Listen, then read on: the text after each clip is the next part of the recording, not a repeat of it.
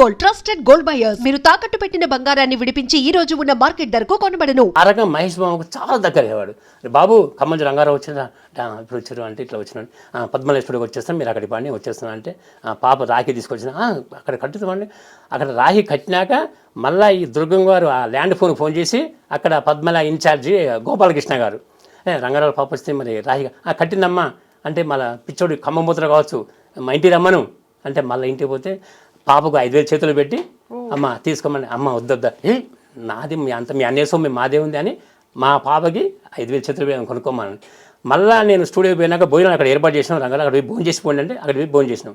బాబు వాళ్ళ ఇంటికి వచ్చినాక అరే పాప వచ్చి రాఖీ కట్టింది, అగో కట్టిందమ్మా అని చూపించి. సూపర్. మరి మీరు కుట్టిన బట్టలు వేసుకున్నారా? వేసుకున్నారు. బ్లూ షర్టు ఫోటో కూడా తీసిన. అది కూడా ఫోటో తీసుకున్నారు. అసలు ఇక అంటే ఇక మా ఫ్యామిలీ కూడా మా మిస్సెస్, మా పాప, మా బాబు అందరూ అసలు కృష్ణగారు అంటే పంచప్రాణాలు, మహేష్ అంటే మా పాపకి అసలు ఇక సొంత అన్నయ్య భావన అంటది. అట్లా సెకండ్ టైం అర్జున్ షూటింగ్ కూడా అయిపోయినాక సినిమా సూపర్ హిట్ అయింది. సక్సెస్ మీట్ ఖమ్మం వచ్చిండు. అక్కడ అర్జున్ అన్నపురం నడుస్తుంది. అక్కడ మయూర్ సెంటర్లో విష్ణు హోటల్ మెయిన్ సెంటర్ అది. ఆ విష్ణు హోటల్ మహేష్ బాబుని అక్కడ దింపి నైట్ లేట్ అయింది. అది దాదాపు 9 అయింది. అన్నీ జర్నీ చేసుకుంటూ వరంగల్, కొత్తగూడెం, ఖమ్మం వచ్చాక నైట్ 9:30 అయింది. ఫస్ట్ షో టైంలో కలుస్తాను అనుకున్న అభిమానులు సెకండ్ షోలో కలిసారు అభిమానులకు హాల్లో అని. అక్కడ విష్ణు హోటల్లో అక్కడ నైట్ బస చేయించి తెల్లారి మార్నింగ్ 10ంటికి ప్రెస్ మీట్ ఏర్పాటు చేస్తే మహేష్ చాలా హ్యాపీ అండ్ రంగారావు మంచిగా బాగా కష్టపడుతారు, బాగా చేస్తారు అని చెప్పేసి అప్పుడు ఆ టైంలో కూడా మన పాప వచ్చి అన్నయ్య బాగున్నాం అంటే మళ్ళీ తెల్లారితే రాఖీ మళ్ళీ రేపు దొరకవు అన్నయ్య అంటే పర్లేదు కట్టేసి ఎప్పుడైతే ఏమని అప్పుడు మళ్ళీ రాఖీ కట్టారు. ప్రెస్ మీట్ రాఖీ అన్ని ఫొటోస్ సూపర్. అసలు అట్లా ఆ రకంగా మా ఫ్యామిలీ మటుకి మహేష్ బాబు ఒక ఫ్యామిలీ ఫ్రెండ్ లాగైంది.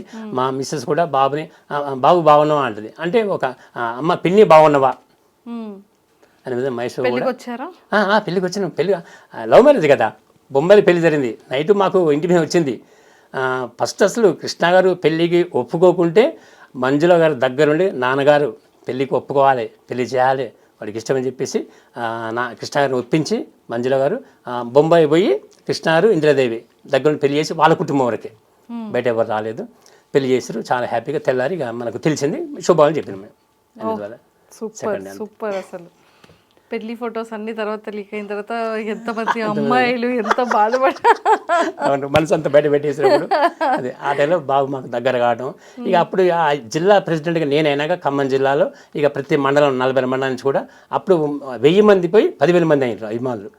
సినిమా బాబు కంటిన్యూ సూపర్ హిట్గా అసలు తిరుగు లేకుండా అసలు ఎనికి చూసే పని లేకుండా ప్రతి సినిమా సూపర్ హిట్ అయినాక అప్పుడు మహేష్ బాబుతోని ఖమ్మం నుంచి ప్రతిసారి ఎక్కడ షూటింగ్ ఉన్నా సరే రామంది ఫిల్మ్ షూటింగ్ వాళ్ళ మేనమామ శాకమూరి రాంబాబు గారు ఉన్నారమ్మ పియగా.